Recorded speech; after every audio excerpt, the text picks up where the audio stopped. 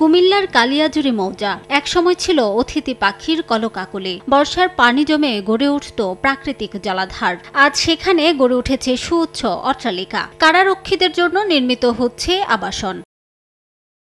শুধু এই প্রকল্প নয়, নগরীর সাপাহার এলাকায় ভরাট হয়েছে লস্কর পুকুর। প্রভাবশালীদের ছত্রছায়ায় গড়ে উঠেছে বাড়িঘর ও দালান কোঠা। এতে প্রাকৃতিক ভারসাম্য নষ্ট হয়েছে, অভিযোগ স্থানীয়দের। একটু বৃষ্টি হলেই পানি জমে যায়, জমে আমরা পানিতে পড়ে থাকি এবং পানিতে আমরা অনেক কষ্ট পাই। এটা সুন্দরভাবে অত্র এলাকার একটা ড্রেন করার জন্য আমি আকুল আবেদন জানাচ্ছি। রেসকোর্স যেটা, এটা পুরোটাই কিন্তু একটা প্রাকৃতিক জলাশয় ছিল, অর্থাৎ বৃষ্টির পানিটা সেখান থেকে আস্তে আস্তে চারিদিকে চলে যেত, অর্থাৎ অনেকদিন ধরে পানিটা ধারণ করার মতো একটা জায়গা ছিল। একনেকে অনুমোদন পাওয়া কারারক্ষীদের আবাসন প্রকল্প বাস্তবায়নের দায়িত্ব পেয়েছে গণপূর্ত বিভাগ। পরিবেশ অধিদপ্তরের ছাড়পত্র ছাড়াই মিলেছে অনুমোদন। প্রকল্পটা একনেকে অনুমোদিত, আমরা ধরে নিতে পারি স্যার এটার সাথে রিলেটেড যত পেপারস এগুলো সবকিছু ওকেই ছিল, না হলে আসলে একনেকে অনুমোদন হয় নাই। গত ১.৫ দশকে ভরাট হয়েছে কুমিল্লা নগরীর বহু জলাধার ও পুকুর। গত ১৪ বছরে মাত্র ৮টি মামলা করেছে পরিবেশ অধিদপ্তর,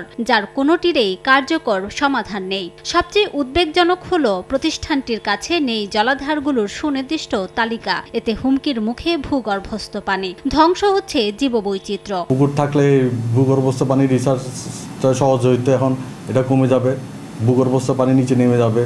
এরপরে আগুন লাগলে পানি পাওয়া যেত, এখন পুকুরে সহজে পানি পাওয়া যাবে না। তবে নতুন প্রজন্মের জন্য জলাধার রক্ষায় যথাযথ আইন প্রয়োগের কথা জানান জেলা প্রশাসক। বেশ কিছু ব্যক্তির মালিকানাধীন জলাশয় ভরাট করার পরে সেটা উদ্ধার করেছি এবং জলাধার পূর্বের অবস্থায় ফিরিয়ে দিয়েছি, এবং সরকারি সংস্থা যারা এই কাজগুলো করছে তাদের এই কাজটি যেন তারা করতে না পারে, আমরা তাদের বিরুদ্ধে আইনগত ব্যবস্থা নিচ্ছি। এলাকাবাসীর তথ্য মতে কুমিল্লা নগরীতে প্রায় ৭০০ জলাধার ছিল। বেশিরভাগ ভরাট হয়ে এখন আছে ১০০-র মতো।